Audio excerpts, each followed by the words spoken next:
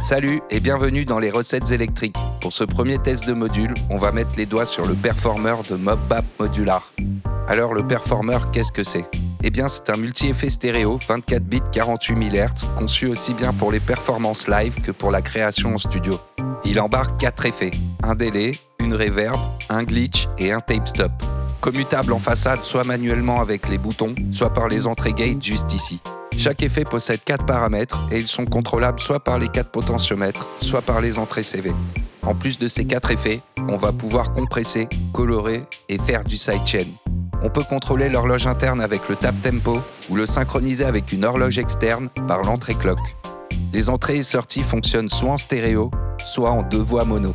Si on le connecte en mono par le canal gauche, dans ce cas, le signal est aussi dupliqué sur le canal de droite. Le module fonctionne aussi bien avec les niveaux modulaires qu'avec les niveaux lignes. Au niveau de la construction, les potards sont très bons et n'ont aucun jeu. Ils sont très agréables à manipuler. La mécanique est ni trop molle ni trop dure.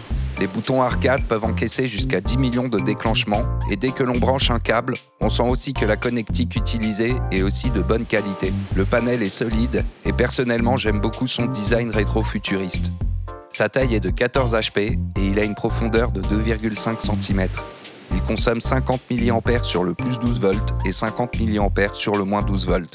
Il y a aussi une protection pour l'inversion de polarité sur le circuit électrique. Le processeur est basé sur la plateforme DAISY de chez Electrosmith et voici les caractéristiques. Assez parlé et voyons comment ça fonctionne et surtout comment ça sonne. On a 2 modes pour les déclenchements avec les boutons.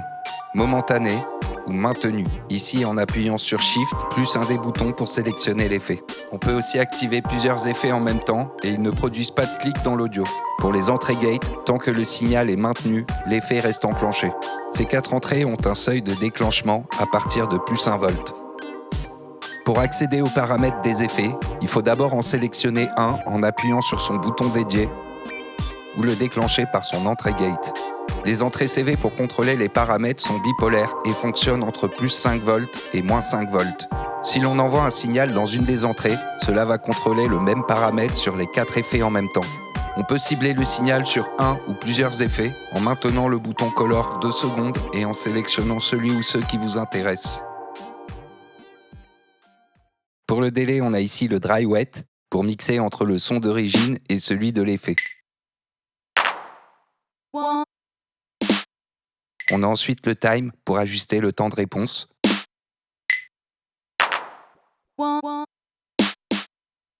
Le Feedback pour le nombre de répétitions. Et un Fill style DJ pour colorer la réponse, avec un coupe haut vers la gauche et un coupe bas vers la droite. Si l'on synchronise le module avec une horloge externe, les paramètres pour le temps de réponse deviennent des divisions et des multiplications de l'horloge envoyée. En contrôlant tous ces paramètres par les entrées CV, les possibilités sont vastes et très intéressantes.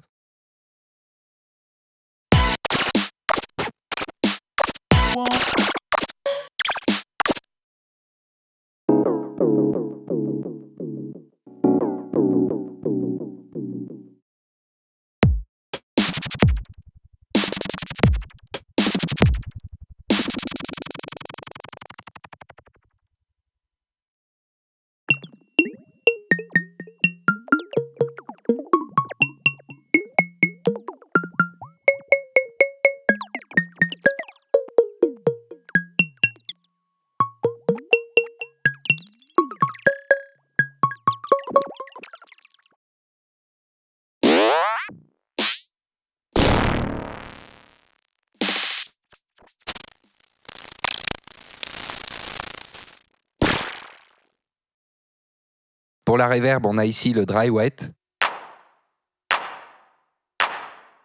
On a ensuite Time pour contrôler la largeur de l'espace.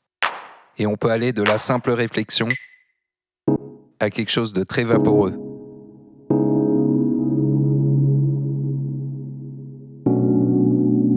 Le decay pour le déclin de la réponse.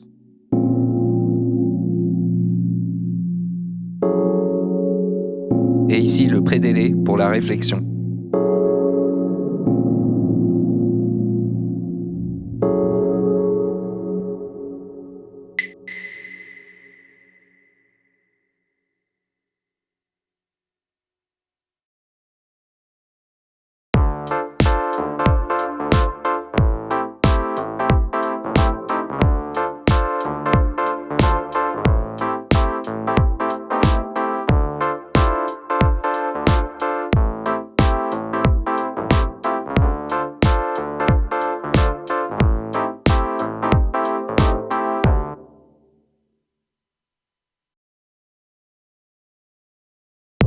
gauche, on a là aussi le dry wet.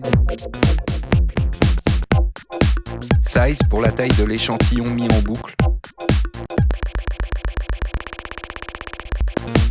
Ici le pitch qui varie de moins 2 octaves à plus 2 octaves.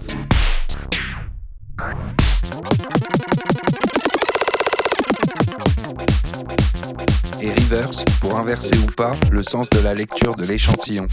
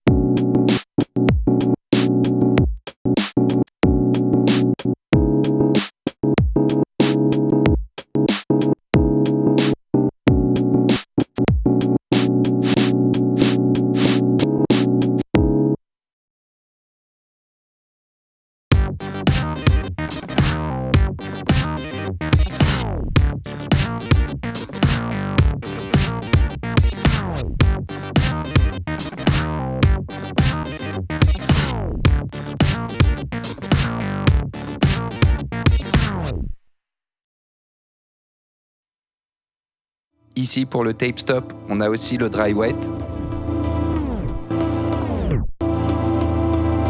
Time pour ajuster la vitesse et la fréquence du pitch. Les réglages vont jusqu'à 5 secondes. Slope pour ajuster la forme de la courbe et la réponse va de exponentielle à cubique.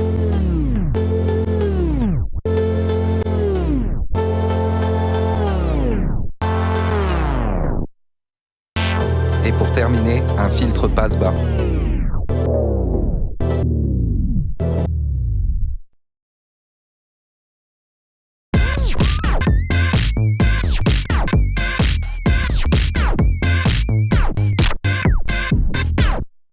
En plus de ces 4 paramètres, on peut ajuster pour chaque effet le temps d'attaque et le temps de relâchement. Pour y accéder, il faut sélectionner un effet, maintenir Shift et ajuster l'attaque avec FX1 et le relâchement avec FX2.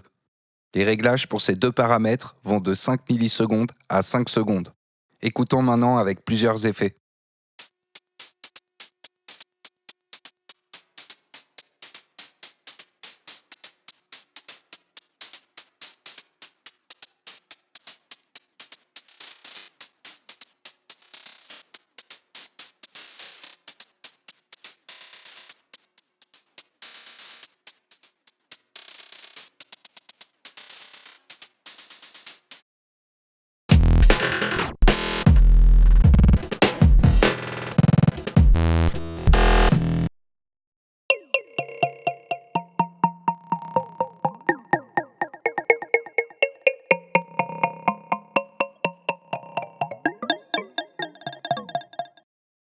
Dans cet exemple, j'utilise une enveloppe mise en boucle pour déclencher par l'entrée gate l'effet glitch à la vitesse de l'audio.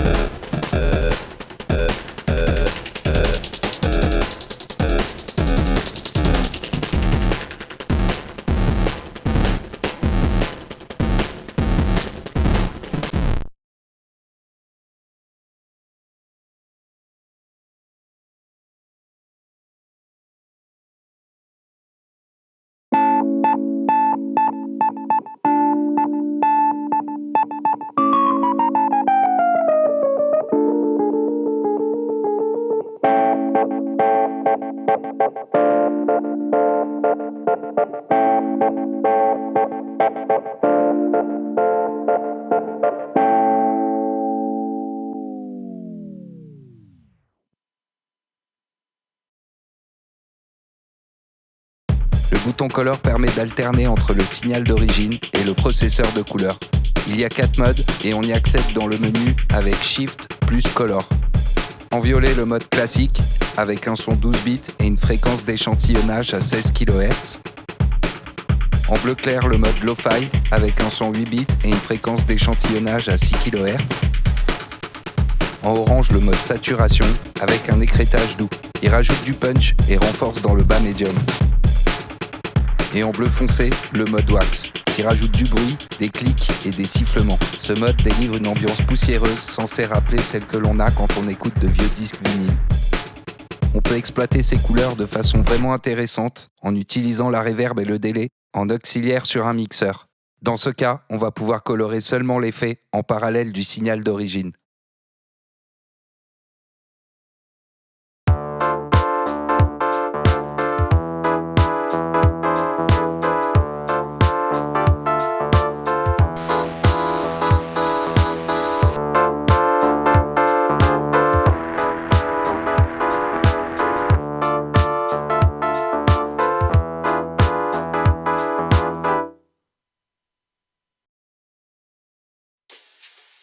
Pour activer le compresseur, on appuie une fois pour l'enclencher et on le maintient ensuite pour accéder aux paramètres. On a ici le threshold, le ratio, l'attaque et le relâchement. L'étage du gain est automatique et se fait en fonction des réglages.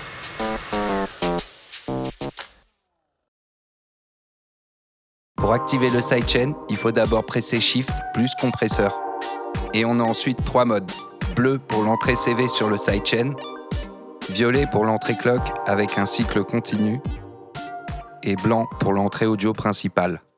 Pour l'exemple, j'envoie l'audio d'un bit via une sortie séparée vers l'entrée mat pour faire un suiveur d'enveloppe.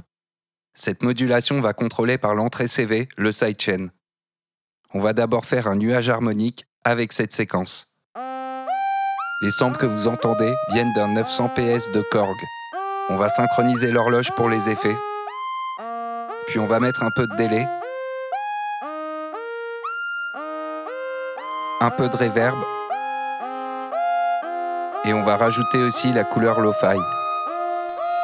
Maintenant que le son est bien diffusé, on peut enclencher le sidechain. Et on entend bien la réduction de volume créée par le beat. On peut maintenant le faire apparaître avec le reste.